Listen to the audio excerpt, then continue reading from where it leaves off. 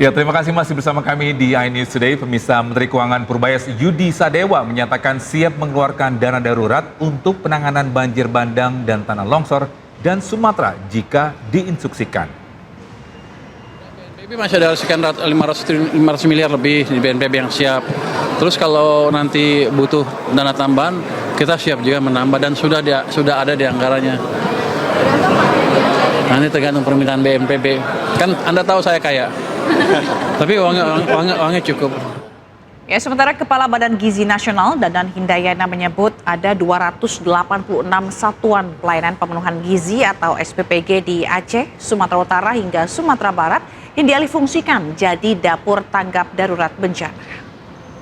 Ya, alhamdulillah dalam menghadapi bencana di Aceh, di Sumatera Utara dan Sumatera Barat, SPPG yang ada di sana yang tidak terkena dampak, di Aceh ada 55 SPPG, di Sumatera Utara ada 173 SPPG, dan di Sumatera Barat ada 66 SPPG yang melayani para pengungsi dengan total 286 SPPG dan itu melayani kurang lebih 600.000 pengungsi di 3 daerah tersebut. Jadi di hari pertama terjadi bencana, infrastruktur yang paling siap SPPG, dan di sana kan ada juru masak, ada peralatan, ada pengantaran, dan juga tentu saja ada rantai pasok yang sudah tersedia. Makanya ketika bencana terjadi, alhamdulillah 286 SPPG siap siaga dan melayani pengungsi di hari-hari. Bisa Badan Gizi Nasional akan menggelontorkan dana sebesar 900 miliar rupiah per hari untuk program makan bergizi gratis mulai Januari 2026. Kepala BGN Dadan Hindayana mengatakan bahwa program MBG akan berjalan dalam skala besar mulai awal tahun 2026. Targetnya pembentukan Satuan Pelayanan Pemenuhan Gizi atau SPPG sebanyak 24.700 unit pada akhir Desember 2025. Dadan menyebutkan bahwa BGN akan melayani minimal 60 juta penerima manfaat pada Januari 2026 dan meningkat menjadi 82,9 juta penerima manfaat pada Februari. 95% dari anggaran akan digunakan untuk membeli bahan baku produk pertanian, sedangkan sisanya untuk membayar tenaga kerja. BGN juga menyiapkan mekanisme keuangan baru untuk memastikan operasional SPPG tidak terhambat. Setiap SPPG akan menerima anggaran sebesar 500 juta rupiah melalui virtual account dan sistem akan otomatis mengembalikan saldo jika berkurang. Ya, jadi kalau akhir tahun ini kita bisa membentuk SPPG sesuai dengan target, maka di awal tahun itu kami akan melayani serempak antara 60 sampai 70 juta penerima manfaat di Januari, dan itu akan menghabiskan anggaran 900 miliar per hari.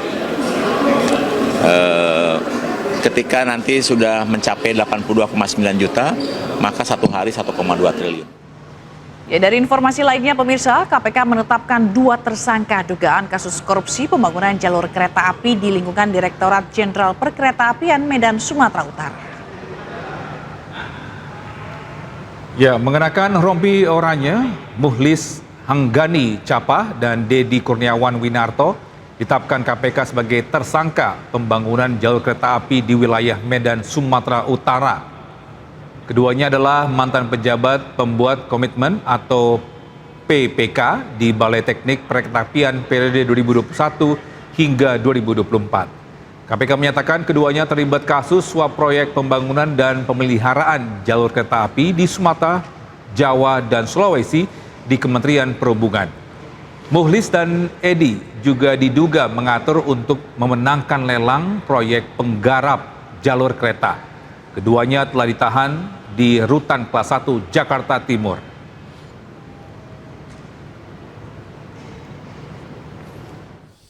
Adapun konstruksi perkaranya adalah sebagai berikut. Terdapat beberapa perbuatan pengkondisian yang dilakukan oleh MHC beserta staf yang membantunya terkait paket-paket pekerjaan yang menjadi kewenangan sebagai PPK. Jadi PPK memiliki kewenangan dalam pengkondisian dalam paket-paket pekerjaannya. Salah satunya perbuatan penyimpangannya itu pengkondisian. Seharusnya itu tidak terjadi.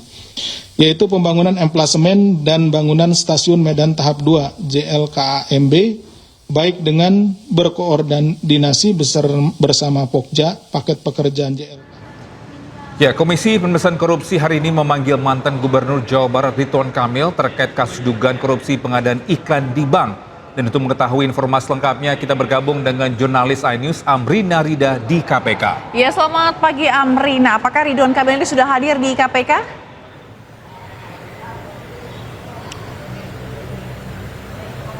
Ya, Togi dan Zila, benar sekali bahwa memang pada hari ini ditualkan adanya pemanggilan terhadap Gubernur Jawa Barat periode 2018-2023 Ridwan Kamil. Namun memang begitu ya, setelah kita pantau dari pagi tadi hingga hari ini kami belum melihat tanda-tanda kedatangan ataupun juga kehadiran dari pihak Ridwan Kamil.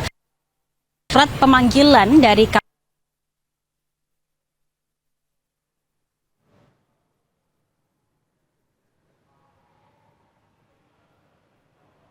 Baik, Amrina. Dimintai keterangan oleh pihak KPK. Nah, Ridwan Kamil ini memang dipanggil oleh KPK untuk dimintai keterangan berkaitan dengan kasus yang sedang ditelusuri ataupun juga sedang didalami, yakni adalah kasus dugaan korupsi pengadaan iklan Bank BCD periode 2021-2023. Di mana dalam dugaan korupsi tersebut ini KPK menyebutkan kerugian negara mencapai 222 miliar rupiah. Dan ini bukanlah pertama kalinya nama Ridwan Kamil terseret dalam kasus dugaan korupsi pengadaan iklan Bank BCD. Mengingat pada 10 Maret 2025 ini sebelumnya dari pihak KPK pun telah menggeledah rumah dari Ridwan Kamil, dan dari penggeledahan yang dilakukan oleh KPK menyita sejumlah aset, diantaranya adalah motor dan juga ada mobil yang bermerek Mercedes-Benz. Dan kemudian dari penelusuran tersebut dari KPK menduga bahwa transaksi mobil bermerek Mercedes-Benz yang dilakukan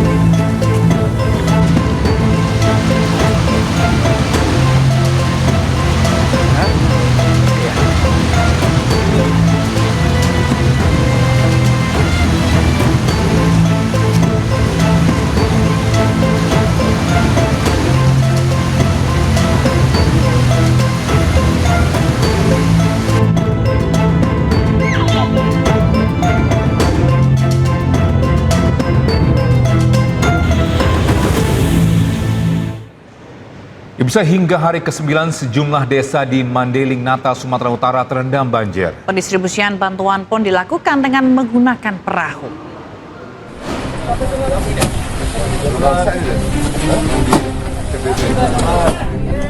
Penyaluran bantuan mulai pangan hingga obat-obatan terus dilakukan untuk membantu korban banjir. Di Mandailing, Natal, bantuan terpaksa disalurkan dengan menggunakan perahu. Ini dilakukan lantaran sejumlah desa masih dilanda banjir dan terisolir akibat akses jalan yang masih terputus. Yang kita lihat di sini adalah perumahan yang terendam banjir. Saat ini kita berada di jalur utama. Berada di jalan adalah jalan provinsi ya. Sekarang kedalaman ini kurang lebih 2-3 meter ya. Minimnya bantuan membuat para korban banjir kelaparan hingga banyak dari mereka yang terserang penyakit. Meski banjir sudah berlangsung sepekan, namun bantuan yang didapat warga masih sangat minim. Dari Mandailing Natal, Sumatera Utara, Ahmad Hussein Lubis, iNews melaporkan. Ya, sementara kelangkaan BBM semakin parah di Mandailing Natal, Sumatera Utara. Ya, antrian kendaraan mengular sepanjang 10 km, bahkan warga tak tidur semalam untuk antri BBM di SPBU.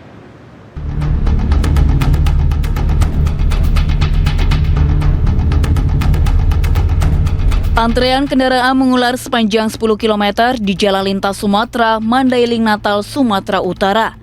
Kemacetan parah bahkan terjadi sejak malam hingga pagi hari. Warga kini semakin kesulitan memperoleh BBM di SPBU lantaran SPBU juga sudah kehabisan stok. Akses jalan yang masih terputus dari depo Pertamina Sibolga membuat pasokan BBM kini didatangkan dari depo Pertamina Dumai. Sementara pasokan dari Dumai juga dikurangi, di mana setiap SPBU di Mandailing Natal hanya kebagian kuota 2 hari sekali. Warga terpaksa tidak tidur semalaman suntuk karena takut antriannya diserobot. Polres Mandailing Natal menerjunkan 20 personil di setiap SPBU untuk antisipasi kericuhan. Jam 12, Bang. 12 apa malam? Semalam. Sampai pagi ini belum dapat? Pagi ini, Bang. Kalau nggak antri? Pagi ini ke sini. Kalau nggak antri? Nggak mungkin dapat. Nggak mungkin dapat lagi ya? Nggak ada. Jadi kita kerahkan kurang lebih 20 personil di sini, gabungan. Baik itu Intel, Reskrim, Samarta, dan Laskar. Untuk menjaga agar masyarakat tidak chaos ya. Kelangkaan BBM pasca bencana banjir dan tanah longsor terjadi di hampir semua wilayah terdampak. Warga yang mengantri untuk mendapat BBM diimbau sabar hingga pasokan BBM sudah kembali normal. Dari Mandailing Natal, Sumatera Utara, Ahmad Hussein Lubis, iNews melaporkan.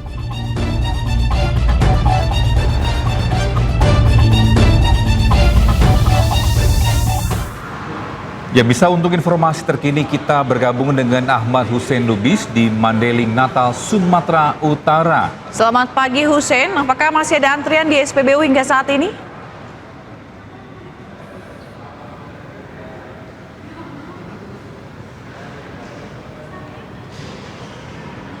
Baik, Hussein, apakah bisa mendengar suara kami? Baik, ya pemirsa, mohon maaf ini Togi sepertinya ada kendala teknis gitu ya, di mana memang Hussein ini akan menginformasikan atau melaporkan mengenai kondisi antrian kendaraan terkait dengan BBM langka imbas dari banyaknya akses yang terputus. Tapi kita akan coba lagi nanti pemirsa, kita akan ke informasi selanjutnya dulu, di mana satu keluarga ini ditemukan tak bernyawa di rumahnya di Marelan, Kota Medan, Sumatera Utara. Ya, diduga keluarga ini tewas karena menghirup asap genset saat listrik padam akibat banjir yang melanda Kota Medan.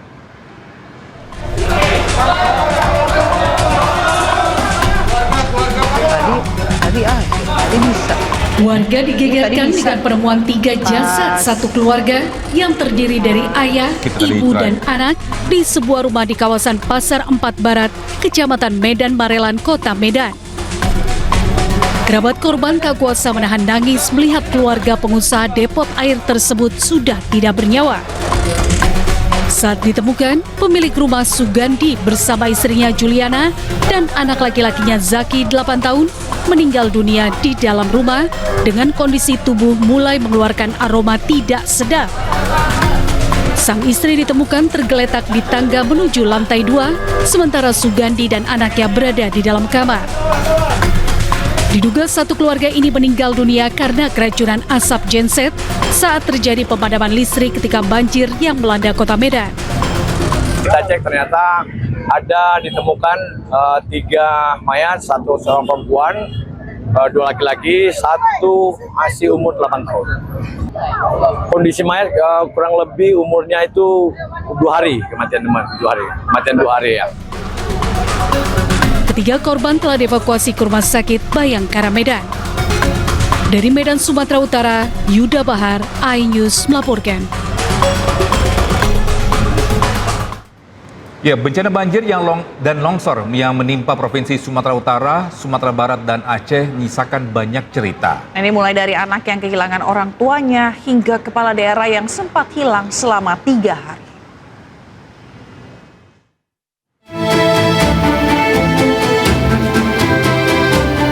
Pasca bencana banjir dan longsor yang melanda Provinsi Aceh, hingga saat ini sejumlah kecamatan masih terisolir dan terendam banjir. Sejumlah infrastruktur jembatan putus dihantam banjir, sehingga jalan antar kota antar kabupaten lumpuh total.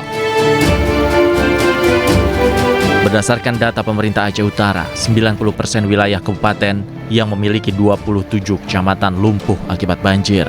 Banyak kerusakan terjadi, seperti kerusakan infrastruktur, permukiman penduduk, serta fasilitas umum. Selain itu, banjir juga menyebabkan jaringan listrik dan komunikasi di wilayah Aceh Utara masih padam.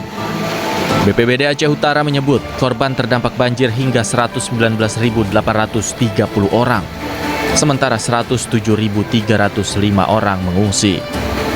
Sedangkan korban meninggal dunia mencapai 78 orang dan 51 orang masih hilang. Dari Kabupaten Aceh Utara, Armia Jamil, iNews melaporkan.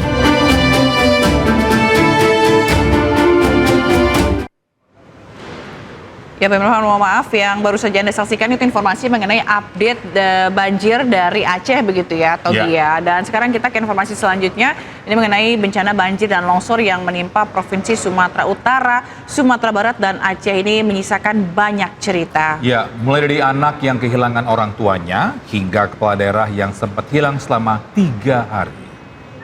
Ya, lagi terbaya lamburat tu ya. Mesti astagfirullah cek ke jalan. Tiba di pertengahan tu sangat bahaya matan Tua jatuh. Ya, buat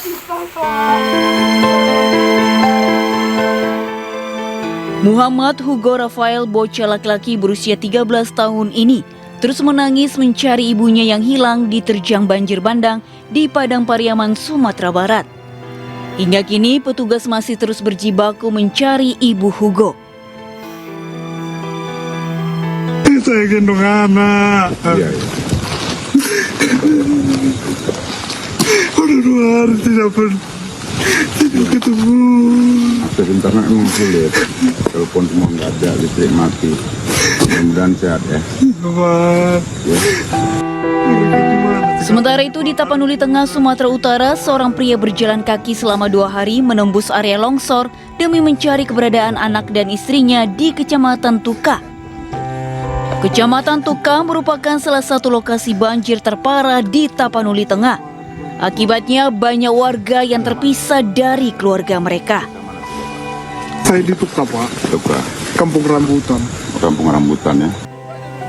Tidak hanya warga, Wali Kota Sibolga, Ahmad Syukri Nazri, sempat hilang saat bencana banjir dan longsor menerjang. Berdasarkan pernyataan dari Kepala BNPB, Letjen TNI Suharyanto, Ahmad Syukri terjebak di longsoran dan banjir di antara jalur Sibolga dan Tarutung dan harus jalan kaki selama 4 hari. Sementara komunikasi di Sibolga lumpuh akibat longsor. Saat ini kondisi Ahmad Syukri dalam keadaan sehat dan membutuhkan istirahat setelah berjalan selama 4 hari. Kebetulan tadi sudah langsung berkomunikasi dengan Pak Wakil Wali Kota Sibolga. Wali Kota Sibolga. Tadi pada saat berkomunikasi, iya kan masih muda beliaunya. Jadi kelihatannya capek tapi mukanya segar gitu. Jadi menyampaikan, ya udah Pak Wali besok aja kita ketemu. Sekarang Bapak istirahat dulu. Beliau ngomong, saya jalan kaki Pak 4 hari gitu ya. Karena kebetulan beliau terjebak di rute longsoran yang tadi saya katakan antara Sibolga dengan Tarutung. Payah sewa, pakai motor TPO Permata Alam. Sebab motor TPO-nya sahabat tinggi, maka dia lepas. Motor lain yang lepas. Sementara itu, istri Gubernur Aceh, Marlina Muzakir, nekat menerobos banjir dengan menumpang mobil tangki pengangkut minyak mentah. Marlina akhirnya berhasil menyelamatkan diri setelah 2 hari terjebak banjir di kawasan Pantai Beruh, Simpang Seunudon, Kabupaten Aceh Utara. Marlina dan rombongan awalnya hendak pulang menuju Banda Aceh setelah menyalurkan bantuan bagi korban banjir. Tanpa diduga, banjir semakin besar hingga rombongan terjebak di jalan. Tim Liputan iNews melaporkan. Ya, sementara itu jenazah korban bencana alam banjir dan longsor yang melanda wilayah Padang Panjang, Sumatera Barat digotong oleh polisi dan warga melewati jalan setapak di kawasan Lembah Anai.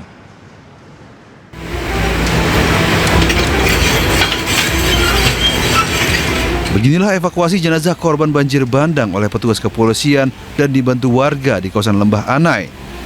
Peti jenazah digendong beramai-ramai dengan melewati jalan setapak untuk sampai ke titik penjemputan di mana ambulans pengganti telah menunggu. Petugas dan warga harus menggendong peti jenazah sejauh 100 meter. Sistem transfer antar ambulans ini dilakukan guna mempercepat mobilitas dan memberikan kemudahan kepada keluarga korban untuk disemayamkan di rumah duka. Upaya membantu ataupun memfasilitasi dengan melalui jalur darurat melalui jalan kaki. Jadi teknisnya apabila ada korban dari rumah sakit yang urgent dapat kita bantu, yaitu dengan transfer antar ambulan. Jadi ambulan di standby-kan di 2 tempat. Jadi melintas melalui jalur yang melalui pinggir rel ataupun di tengah hutan tersebut. Sebanyak 6 titik badan jalan di Lembah Anai kini rusak parah dan 1 titik dinyatakan putus total. Polisi pun menutup total jalur Lembah Anai dari seluruh jenis kendaraan. Dari Padang Panjang, Sumatera Barat, Agung Sulistyo melaporkan. Pemirsa, banjir bandang yang melanda Kabupaten Pidi Jaya, Aceh pada Rabu lalu bukan hanya menghancurkan ribuan rumah warga dan fasilitas umum, namun juga menimbun bangunan sekolah dan membuat pendidikan lumpuh total.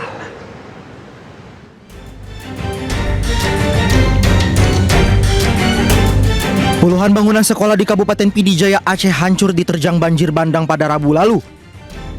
Bahkan ada bangunan sekolah juga ikut terseret arus sungai. Akibatnya aktivitas sekolah lumpuh total karena bangunan sekolah tidak bisa digunakan. Akibat timbunan lumpur ini, Kepala Dinas Pendidikan Aceh Murtala sempat terperosok ke lumpur sedalam 1 meter saat mengunjungi SMA N2 Merudu di Desa Biye, Kecamatan Murah 2, Pidi Jaya, Aceh. Kepala Dinas Pendidikan Aceh menyebut sebagian besar fasilitas sekolah di Pidi Jaya, Aceh belum bisa digunakan untuk belajar mengajar.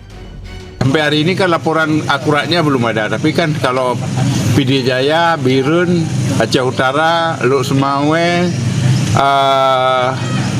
Tamiang, Aceh Timur kayaknya hampir sebagian besar fasilitas sekolah kita terkena. Sekolah juga terkena.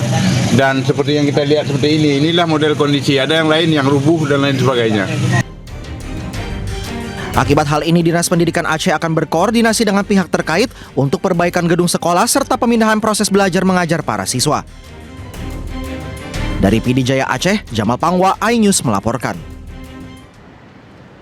Pemirsa, Menteri Koordinator Bidang Infrastruktur Agus Harimurti Yudhoyono mengevakuasi 80 warga yang terjebak banjir dan longsor di Kabupaten Bener Meriah, Aceh. Ya, evakuasi menggunakan pesawat Hercules.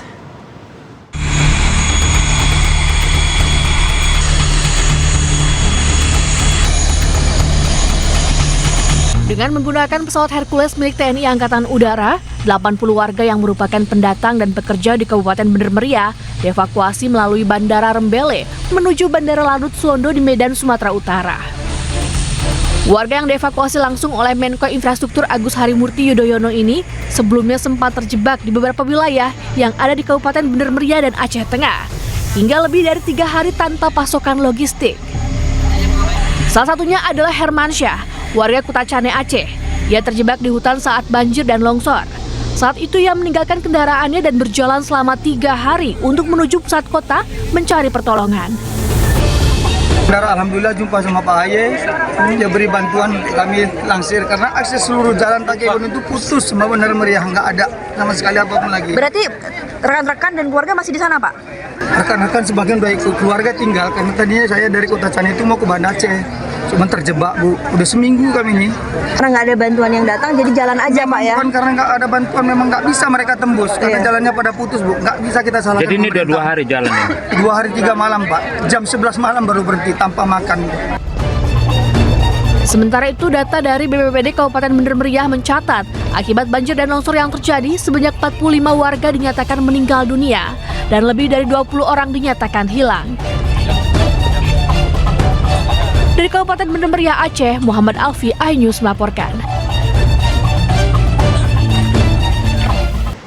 Ya pemirsa, kelangkaan BBM semakin parah di Mandailing Natal, Sumatera Utara. Ya, antrian kendaraan mengular sepanjang 10 km, bahkan warga tidak tidur semalam untuk mengantri BBM di SPBU.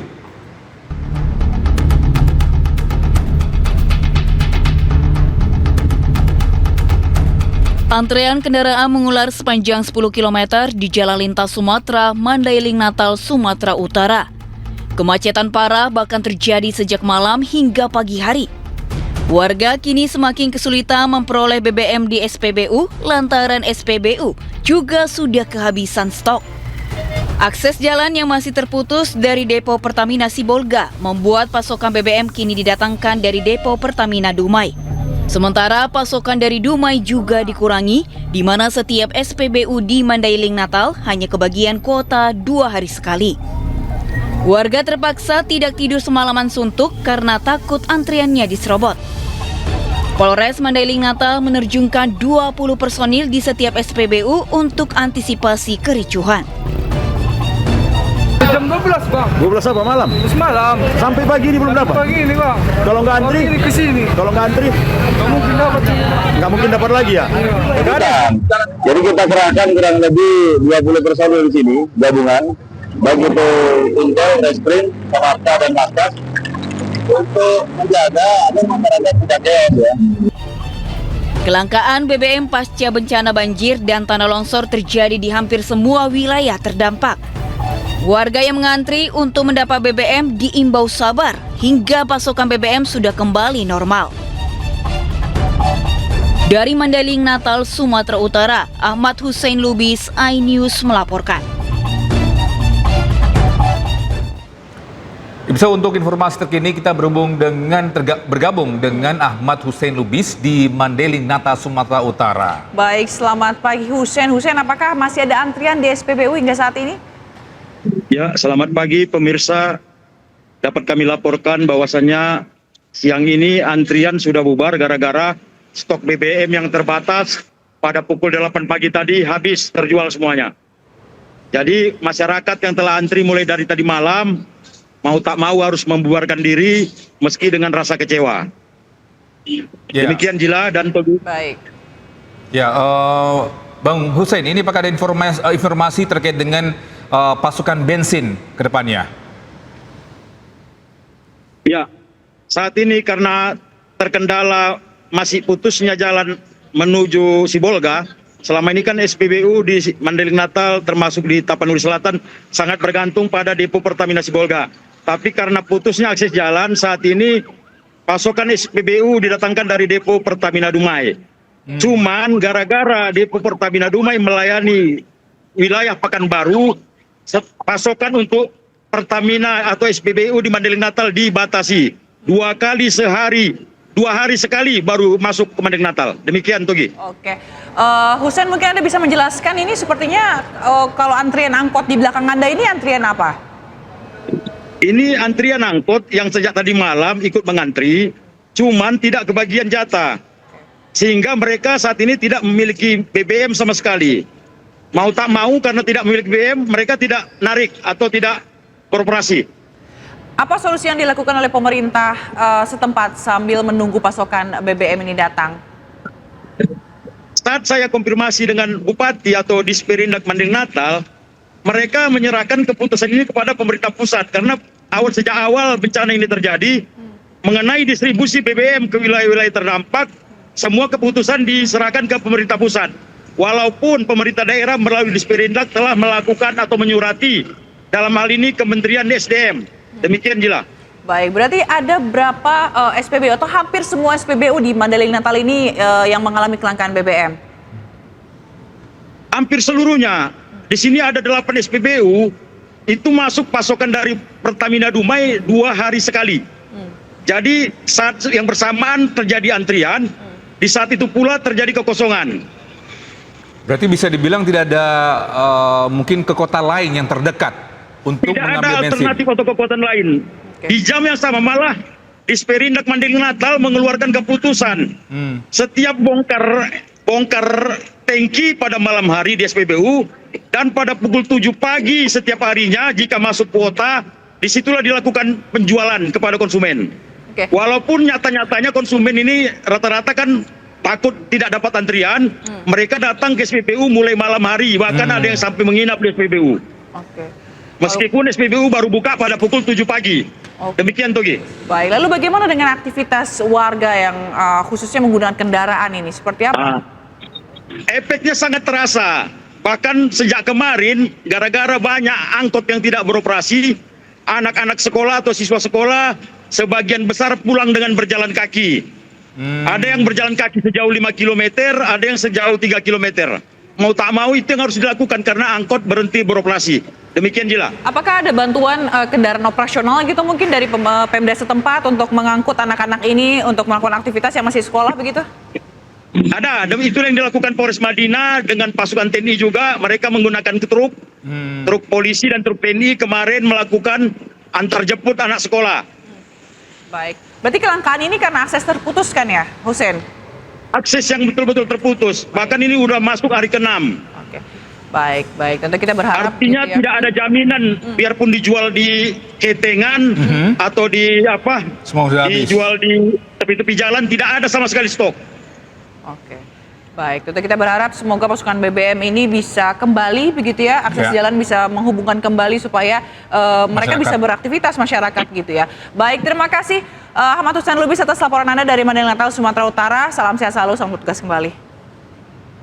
Pemirsa, Presiden Prabowo Subianto temui pengungsi bencana banjir dan longsor di Tapanuli Tengah, Sumatera Utara. Presiden perintahkan aparat negara kerja cepat, tepat, dan menyeluruh menanggulangi dampak bencana dan mengurus pengungsi.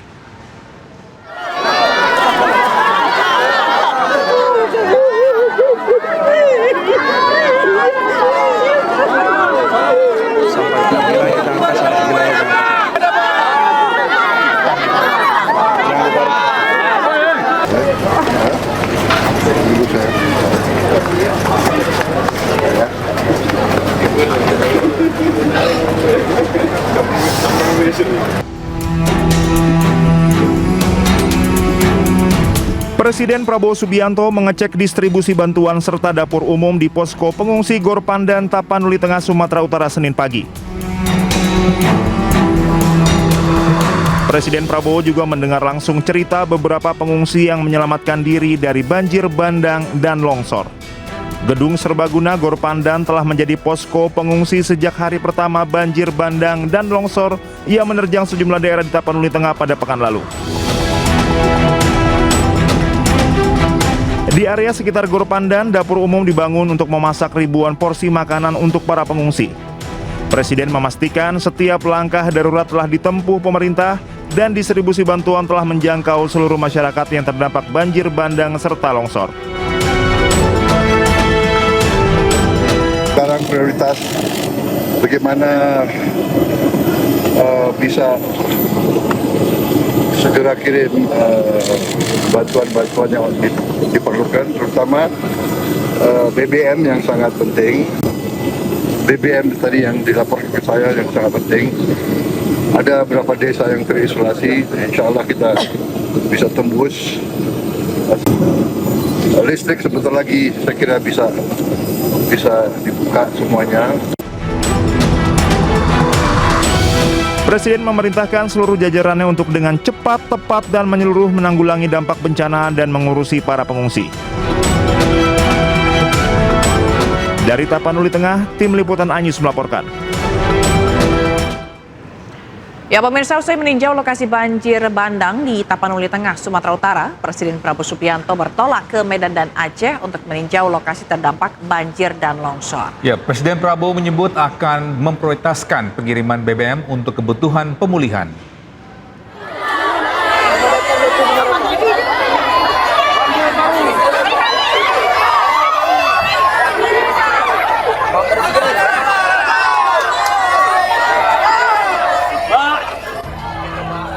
Usai meninjau lokasi banjir bandang di Tapanuli Tengah, Sumatera Utara, Presiden Prabowo Subianto bertolak ke Medan dan Aceh untuk meninjau lokasi terdampak banjir dan longsor. Dalam kesempatan itu, Presiden Prabowo menyebut penyaluran BBM di wilayah terdampak banjir dan longsor di Aceh, Sumatera Barat, dan Sumatera Utara menjadi prioritas. Di kesempatan yang sama, Presiden Prabowo juga menyebut saat ini masih ada beberapa desa yang terisolasi karena akses jalan darat terputus pasca bencana. Ia menyebut seluruh tim gabungan terus berupaya membuka jalur yang terputus. Sekarang prioritas bagaimana bisa segera kirim bantuan-bantuan yang diperlukan, terutama BBM yang sangat penting. BBM tadi yang dilaporkan ke saya yang sangat penting. Ada beberapa desa yang terisolasi, insya Allah kita bisa tembus. Listrik sebentar lagi saya kira bisa dibuka semuanya. Perubahan iklim kita bisa hadapi dengan baik. Pemerintahan harus benar-benar berfungsi menjaga lingkungan, mengantisipasi kondisi di masa depan mungkin yang di daerah-daerah juga semuanya harus siap menghadapi kondisi yang perubahan iklim yang berpengaruh. Lebih lanjut, Presiden Prabowo juga meminta seluruh daerah untuk bersiap menghadapi kondisi perubahan iklim yang sedang terjadi. Presiden Prabowo menekankan agar seluruh jajaran pemerintah dapat menjaga lingkungan untuk mengantisipasi kondisi perubahan iklim di masa depan. Tim Liputan Anyus melaporkan. Ya, usai tinjau lokasi banjir dan longsor di Tapanuli Tengah, Sumatera Utara, Medan, dan Aceh, Presiden Prabowo Subianto bertolak ke Padang Pariaman, Sumatera Barat, dan Presiden tinjau lokasi pengungsian terdampak banjir dan longsor. Presiden tiba di lokasi pengungsian warga di Padang Pariaman dan menyapa para pengungsi sekitar pukul 3 sore. Presiden Prabowo langsung menyapa warga terdampak bencana di pengungsian Padang Pariaman. Selain menyapa pengungsi, Presiden Prabowo juga melihat dapur umum yang ada di posko pengungsian untuk memastikan makanan untuk pengungsi ini disajikan dengan baik.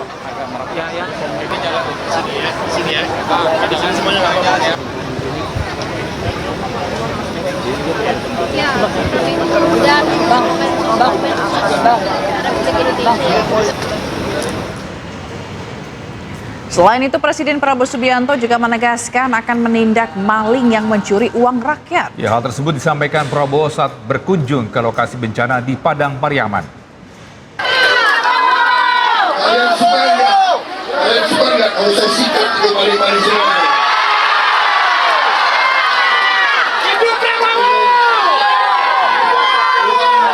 Uang yang mereka curi nanti kita alirkan semua ke rakyat. Ya.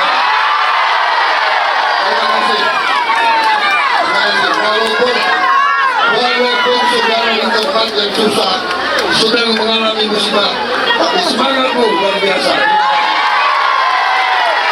Terima kasih.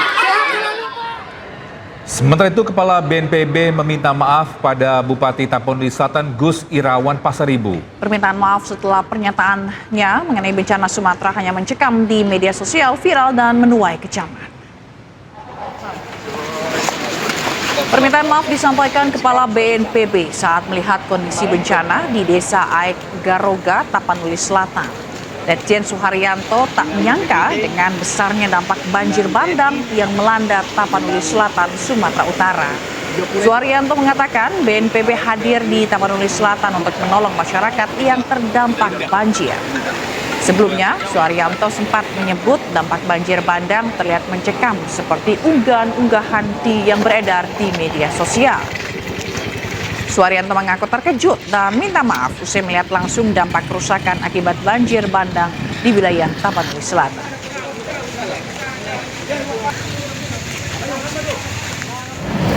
Surprise begitu ya, saya tidak mengira sebesar ini. Mohon maaf Pak Bupati, baru kali ini. Bukan berarti kami tidak peduli begitu. Ya mungkin karena Pak Agus, Pak Yana Mora ini nggak mau terlalu membebani pikiran, jadi masih semangat terus begitu beliau. Artinya logistik dan segala macamnya masih tercover. Nah kami tentu saja hadir di Tapanuli Utara ini, hadir di Tapanuli ini untuk membantu seluruh masyarakat. Tidak ada bedanya apakah itu utara, selatan, Sibolga, Mandailing, Natal, itu sama semua bagi kami. Tidak melihat suku, agama, ras dan sebagainya. Jadi memang kami turun kekuatan penuh di sini, Pak Yana Mora, Pak Agus Marhanto ini sebagai perpanjangan tangan kita untuk membantu. Badan Nasional Penanggulangan Bencana atau BNPB melaporkan perkembangan data korban jiwa meninggal per 1 Desember 2025, yaitu sebanyak 593 orang meninggal dunia dan 468 orang hilang di Provinsi Aceh, Sumatera Utara, dan Sumatera Barat. Dan berikut rincian korban meninggal dan hilang dari ketiga provinsi yang dilanda banjir dan longsor.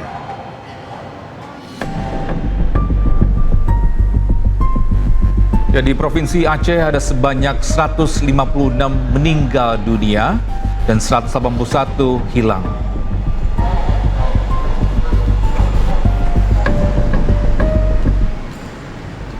Sementara di Provinsi Sumatera Utara sebanyak 593 orang meninggal dunia dan 468 orang hilang.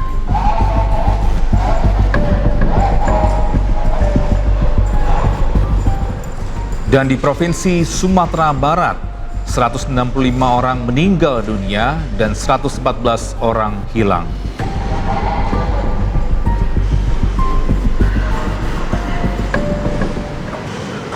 Pemirsa, TNI salurkan logistik ke wilayah yang terputus akibat banjir dan tanah longsor di Tapanuli Tengah serta sejumlah titik di Medan, Sumatera Utara. TNI memberangkatkan pesawat bantuan dari Lanut Halim Perdana Kusuma, Jakarta Timur untuk mengirim bantuan dengan metode airdrop.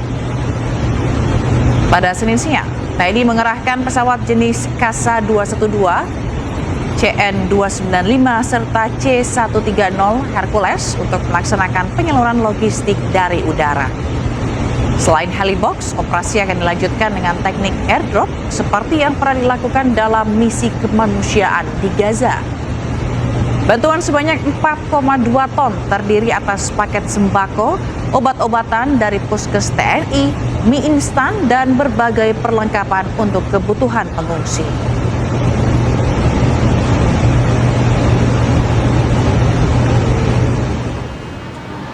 Sementara itu pemirsa, Mendagri Tito Karnavian buka suara terkait Bupati Aceh Tengah yang tidak mampu menangani banjir dan longsor yang melanda daerahnya. Ia menilai ketidakmampuan para bupati menangani darurat bencana adalah hal yang wajar, salah satunya karena akses jalan yang tertutup. Nah, khusus tadi ada misalnya ada kepala daerah yang menyatakan tidak sanggup, ya gimana mau sanggup? Ini teman-teman wartawan tolonglah datang ke lokasi dan melihat sendiri. Ya. Contohnya Takengon, itu yang Aceh Tengah menyampaikan bahwa dia tidak mampu menangani kan. Ya memang nggak mungkin mampu, nggak akan mungkin. Karena apa? Karena dia sendiri tertutup. Dia perlu untuk dukungan satu pangan. Pangannya harus diambil dari luar menggunakan pesawat. Dia nggak punya pesawat. Maka otomatis minta bantuan kepada pemerintah provinsi atau pemerintah pusat. Tapi pusat ambil alih. Pusat yang mengambil alih. Dropping dari Jakarta dan dari Medan. Yang kedua, bagaimana mungkin kemampuan Pemda Aceh Tengah untuk melakukan mobilisasi alat berat untuk memperbaiki jembatan, memperbaiki jalan-jalan yang pecah, patah, memperbaiki yang longsor tertutup, ya, karena dia terkunci dari utara dari dari Lok Sumawe, juga terkunci dari selatan. Jadi jalan daratnya betul-betul putus. Jadi tolong teman-teman juga kalau melihat satu surat, jangan hanya melihat suratnya aja, lihat kondisinya. Kondisinya nggak akan mungkin mampu. Tapi pemerintah pusat mau dia mengatakan mampu, mau dia katakan nyerah, nggak mampu, pasti tetap akan bekerja, membantu. Dan itu sudah sejak hari pertama. Anda kembali di iNews Today, masih dari iNews Center Jakarta. Pemirsa, seorang atlet boxing dan MMA di Jakarta Selatan diserang sekelompok orang tak dikenal saat sedang membuat konten kuliner. Ya, viral di media sosial, insiden mengejutkan menimpa seorang atlet boxing dan MMA di kawasan Ragunan, Jakarta Selatan. 4 pria berbadan tegap dan bertato mendadak menghampiri meja sang atlet. Saat tengah menikmati makanan sambil berbicara ke kamera, satu dari mereka langsung menarik kerah baju atlet tersebut sambil menagih utang dengan nada tinggi. Diduga kuat para pelaku penyerangan merupakan kelompok debt collector. Pergulatan pun terjadi di jalanan ramai saat korban yang merupakan petarung profesional melakukan gerakan refleks. Belum ada keterangan resmi dari pihak kepolisian mengenai insiden ini.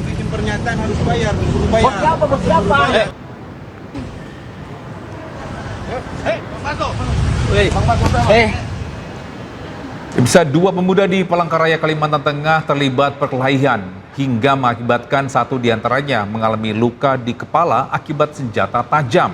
Perkelahian diduga dipicu persoalan utang. Becucukan apa Mbak? Betikaman? Ramina. Warga Palangkaraya, Kalimantan Tengah dikejutkan dengan perkelahian 2 orang pemuda di sebuah rumah barak di Jalan Galaksi. Akibat perkelahian tersebut, seorang pemuda mengalami luka senjata tajam di bagian kepala. Polisi yang mendapatkan laporan langsung datang ke lokasi kejadian dan menangkap pelaku beserta barang bukti sebilah senjata tajam. Perkelahian yang terekam dalam sebuah video tersebut diduga dipicu persoalan utang. Namun polisi menegaskan bahwa penyebab pasti masih menunggu keterangan resmi dari penyidik. Dari Palangkaraya, Kalimantan Tengah, Ade Sata, iNews melaporkan. Ya, sementara itu pemirsa, diduga sakit hati dan dendam asmara, seorang pria di Lampung Selatan tega menghabisi nyawa temannya sendiri. Ya, korban tewas saat hendak dibawa ke rumah sakit, sementara pelaku menyerahkan diri ke polisi.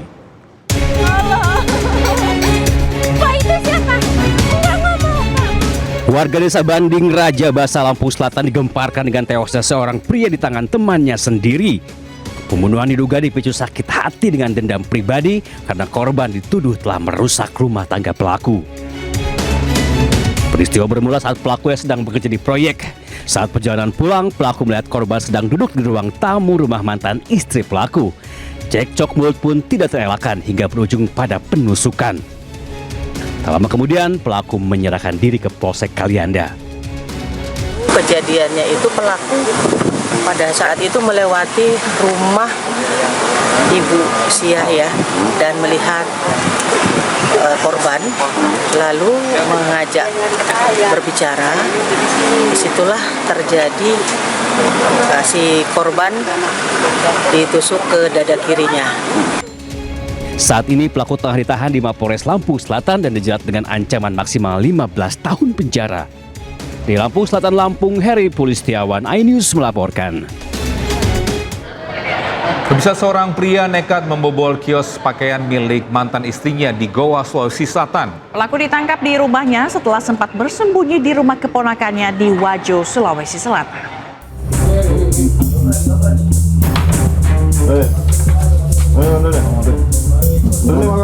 Akli, pria berusia 45 tahun, ditangkap di rumahnya di Goa, Sulawesi Selatan. Ia diduga membobol dan mencuri barang di kios pasar milik mantan istrinya.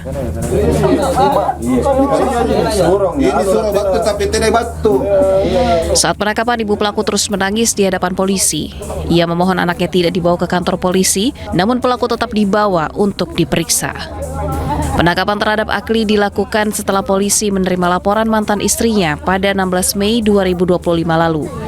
Namun sejak dilaporkan oleh mantan istrinya, pelaku sempat kabur dan bersembunyi di rumah ponakannya di Kabupaten Wajo, Sulawesi Selatan. Kronologisnya, ini terduga pelaku membongkar suatu toko yang dimana toko tersebut milik mantan istrinya, serta merusak dan mengambil beberapa barang yang ada di dalam toko tersebut dengan kerugian kurang lebih 3 juta. Saat ditangkap, Akli akui kesal kepada mantan istrinya sehingga ia nekat membobol dan mencuri barang di ruko miliknya. Itu di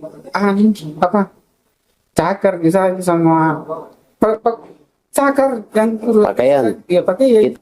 saya robek karena begitu nggak emosi ya. Itu tadi yang ku bilangan presna. Alat pres? Ya, alat pres apa itu? Poais. Saya simpan. Tersimpan atau dijual? Tidak, yang simpan. Kini akibat perbuatannya, pelaku dijerat pasal 362 KUHP tentang pencurian dengan ancaman penjara maksimal 9 tahun penjara. Dari Kabupaten Goa, Sulawesi Selatan, Bukma, iNews melaporkan. Bisa kebakaran melanda Rumah Sakit Umum Pengayoman Cipinang, Jakarta Timur. 28 pasien yang tengah dirawat berhasil dievakuasi.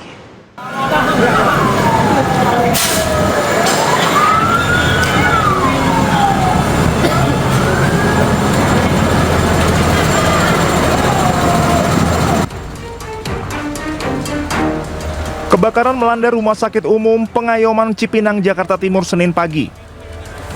Kebakaran terjadi di salah satu gudang logistik di lantai 2 rumah sakit.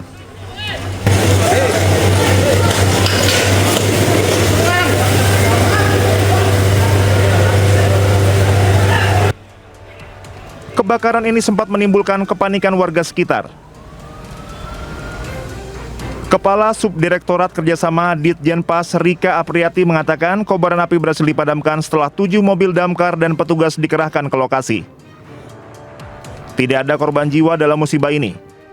Kita punya 28 pasien, sudah dievakuasi dan sekarang semua dalam kondisi kondusif dan pemulihan. Kami mohon doanya agar rumah sakit ini dapat segera pulih dan dapat beroperasi seperti sedia kala. Sementara 28 pasien yang tengah dirawat sudah dievakuasi. Belum diketahui penyebab kebakaran, saat ini RSU Pengayoman masih dalam pemulihan. Dari Jakarta, Rio Manik, iNews melaporkan. Pemirsa, kebakaran melanda 2 bangunan rumah warga di kawasan Grogol, Petamburan, Jakarta Barat. Ya, insiden yang diduga akibat korsleting listrik ini menyebabkan 3 orang luka bakar dan 1 orang meninggal dunia. Bang, Jaya 65 bang, dipercepat bang. Merah kondisi, warga terjebak bang. Kepanikan terjadi saat kobaran api membakar permukiman warga Jalan Empang Bahagia, Jelambar, Grogol, Petamburan, Jakarta Barat. Bang, Jaya 65 bang, dipercepat. Warga berupaya memadamkan api dengan peralatan seadanya sambil menunggu kedatangan petugas pemadam. Dalam insiden ini, sedikitnya 2 rumah warga ludes terbakar. Api baru berhasil dikuasai setelah 17 unit mobil dinas pemadam kebakaran dikerahkan ke lokasi. Insiden yang diduga akibat korsleting listrik ini menyebabkan 3 orang luka bakar dan 1 orang meninggal dunia karena terjebak kobaran api di lantai 2. Objek yang terbakar rumah tinggal, alamat TKP-nya Jalan Empang Bahagia 2, RT 5 RW 6, Kelurahan Jelambar, Kecamatan Grogol, Petamburan. Yang terbakar 2 rumah, Pak. Kalau penyebabnya dalam penyelidikan. Ya. Ada korban? Tadi ada korban, Pak. Ketiga korban luka dibawa ke Rumah Sakit Sumber Waras Jakarta Barat, sementara korban tewas dibawa ke Rumah Sakit Polri Jakarta. Dari Jakarta, Miftahul Gani, iNews melaporkan. Pemirsa, sekelompok pengendara motor membawa senjata tajam menyerang pedagang martabak di Bandung, Jawa Barat. Aksi penyerangan ini terekam CCTV dan viral di media sosial. Terekam CCTV, sejumlah pemuda menggunakan sepeda motor mendatangi lokasi dan melakukan penyerangan secara brutal sambil membawa senjata tajam. Pedagang martabak yang mengetahui wilayah tersebut rawan aksi gangster berusaha melawan untuk menyelamatkan diri. Saat berusaha melawan, geng motor ini langsung kabur.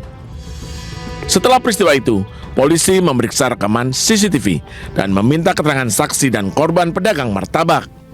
Akibat serangan ini, korban alami trauma. Awalnya lagi pada ngobrol, terus tiba-tiba langsung datang sekitar 8 motor, DMP 3, hampir 20 orang lebih, langsung keluarin itu saja. Sempat diserang kah? Sempat, langsung kabur pas mau ngelawan. Kini polisi masih memburu para pelaku dan mendalami dugaan keterlibatan geng motor dalam penyerangan tersebut. Dari Bandung, Jawa Barat, Yanuar Candika, iNews melaporkan.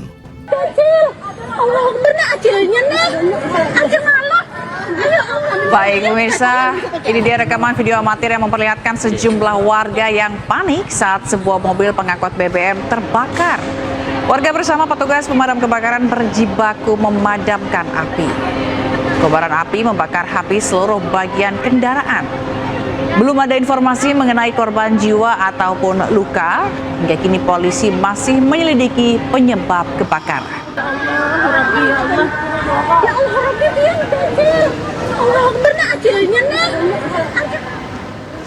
Pemirsa, warga digegerkan dengan penemuan bayi yang masih hidup di dalam tas yang dibuang di salah satu rumah kosong di pinggir Danau Mawang, Goa, Sulawesi Selatan. Ya, polisi selidiki orang tua yang tega membuang bayinya. Masih hidup sih.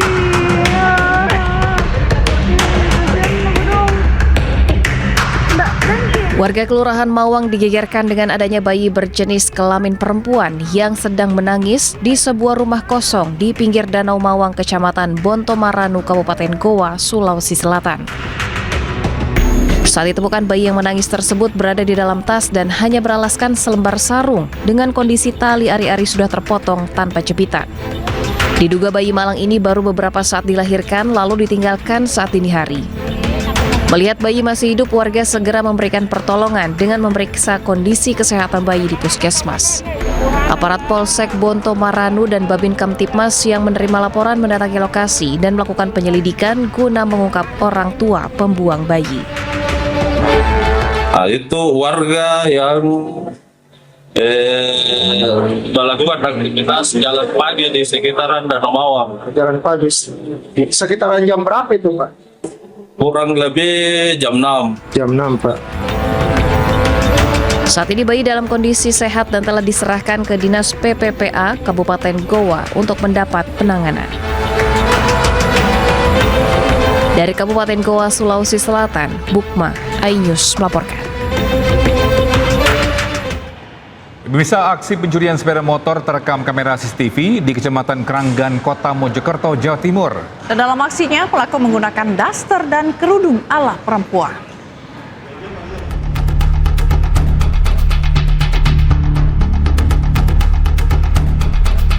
Inilah rekaman CCTV pelaku datang ke sebuah gang di Kelurahan Sentanan, Kecamatan Kranggan, Kota Mojokerto dengan memakai daster.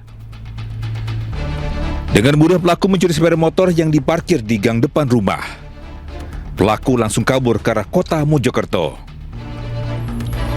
Isyadi, pemilik motor, mengatakan motor tersebut diparkir di depan rumah tetangga usai digunakan putranya membeli tahu.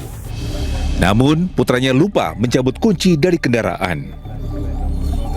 Setelah dicek CCTV, ternyata saat sore hari pelaku sudah datang ke gang dan hanya mengambil kunci sepeda motor. Untungnya ada CCTV punyanya Pak RT. Waktu itu saya cek, pertama ada yang ngambil kontak, terus pagi harinya ada yang ngambil sepeda. Jam berapa itu, Pak? Waktu pengambilan kontak hampir maghrib. Waktu pengambilan sepeda jam 22 lebih 48 menit. Berarti sepi ya, Pak, kondisinya? Sepi, waktu itu hujan. Oh, hujan. Kasus pencurian sepeda motor ini telah dilaporkan ke Satreskrim Polres Mojokerto Kota. Dari Kota Mojokerto, Jawa Timur, Solahuddin, iNews melaporkan. Pemirsa, ada kabar baik bagi petani dan pedagang karena mulai 1 Desember 2025 kemarin kereta khusus untuk petani dan pedagang resmi beroperasi. Ya, kereta dengan rute Merak, Rangkas Bitung dan sebaliknya ini mempermudah mobilitas petani pedagang dengan tarif Rp3.000.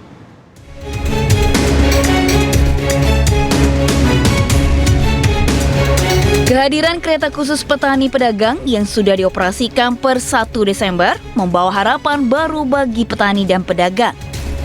Layanan ini dirangkaikan dengan kereta lokal atau komuter lain Merak dan memiliki 73 tempat duduk.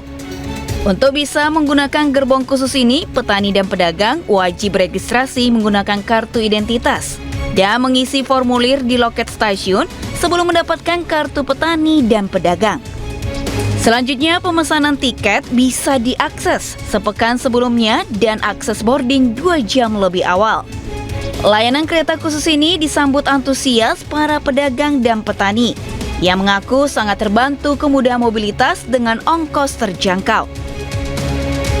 Tadi malam order dulu saya, terus suruh naik aja dulu katanya. Kalau udah ada, suruh beli. Kalau sudah ada kartunya, katanya. Harganya berapa Ibu? 3.000. Nyaman, enak.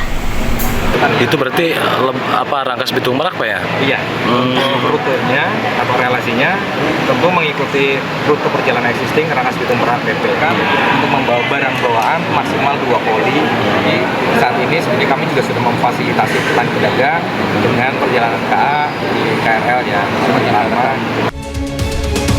Sesuai jadwal, akan ada 7 perjalanan bolak-balik menyesuaikan jadwal kereta lokal Merak dari stasiun Rangkas Bitung. Pemerintah juga menetapkan harga yang murah sebesar Rp3.000 untuk layanan kereta khusus ini. Dari Lebak, Banten, Iskandar Nasution, iNews melaporkan. Kita ke informasi mancanegara, pemirsa. Ratusan anggota Serikat Buruh Migran Indonesia di Hong Kong berkumpul di taman dekat kompleks apartemen Wang Fuk Court. Mereka berdoa untuk 7 rekan senegaranya yang tewas dalam kebakaran yang menghancurkan kompleks apartemen tersebut.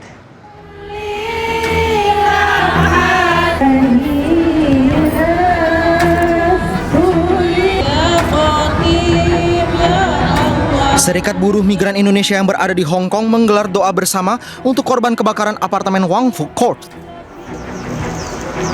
Para pekerja migran Indonesia membawa bunga serta mainan ke tugu peringatan darurat untuk mengenang para korban. Tidak hanya pekerja migran Indonesia yang berduka, warga Hong Kong juga ikut hadir dan mendoakan para korban kebakaran. Korban tewas akibat kebakaran apartemen telah meningkat menjadi 146 orang dengan sedikitnya 79 orang terluka, termasuk 12 petugas pemadam kebakaran. Juru bicara Serikat Pekerja Migran Indonesia mendesak pihak berwenang mendukung para penyintas yang kehilangan dokumen mereka dalam kebakaran itu. Some of the survivor, they don't have any document. So we want to, we ask Hong Kong government or Indonesian government, they need to make a waiver fees for any kind of replacement of the data. Kebakaran apartemen di kompleks perumahan Wang Fuk Court merupakan kebakaran paling mematikan di Hong Kong sejak tahun 1946. Polisi menyelesaikan penggeledahan 4 dari 7 gedung yang terdampak, sementara pihak berwenang masih menyelidiki penyebab utama kebakaran itu. Perdana Menteri Israel meminta pengampunan kepada Presiden Isaac Herzog atas kasus korupsi yang menimpanya. Ya, tindakan Netanyahu ini memicu gelombang unjuk rasa di Israel. Ya, ratusan warga Israel bersama anggota parlemen oposisi menggelar aksi unjuk rasa di depan kediaman Presiden Isaac Herzog di Tel Aviv. Mereka menuntut agar kasus korupsi yang dilakukan Perdana Menteri Israel Benjamin Netanyahu terus dilanjutkan proses hukumnya. Netanyahu diketahui telah menjalani sidang selama 5 tahun atas 3 kasus korupsi, termasuk suap hingga penyalahgunaan kekuasaan. Ia bersama istrinya, Sarah, diduga menerima barang-barang mewah seperti perhiasan, miras, cerutu, hingga uang senilai 260 ribu dolar Amerika Serikat atau sekitar 4,3 miliar rupiah.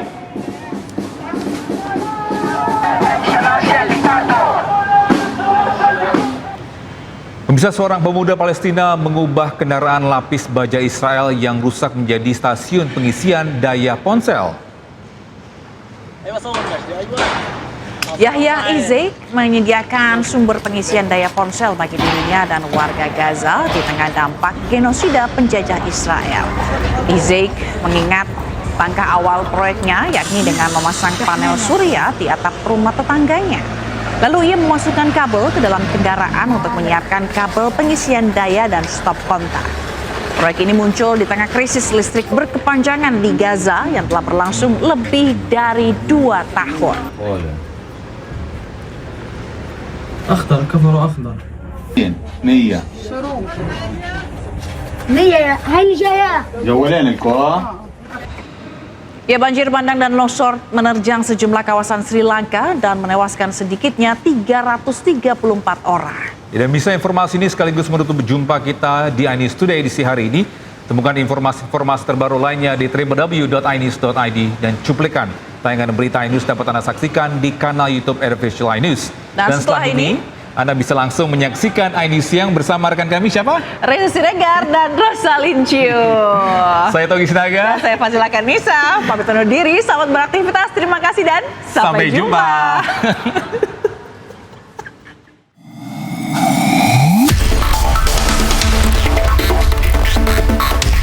Banjir bandang dan longsor menerjang pasca siklon Ditwa melewati pesisir timur Sri Lanka.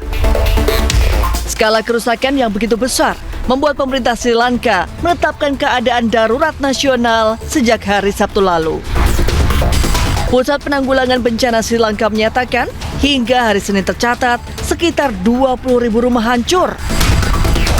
Sedikitnya 334 orang tewas, sementara 400 orang masih hilang. Selain itu, lebih dari 100.000 warga terpaksa mengungsi. Sepertiga wilayah negara tersebut tanpa listrik atau air bersih.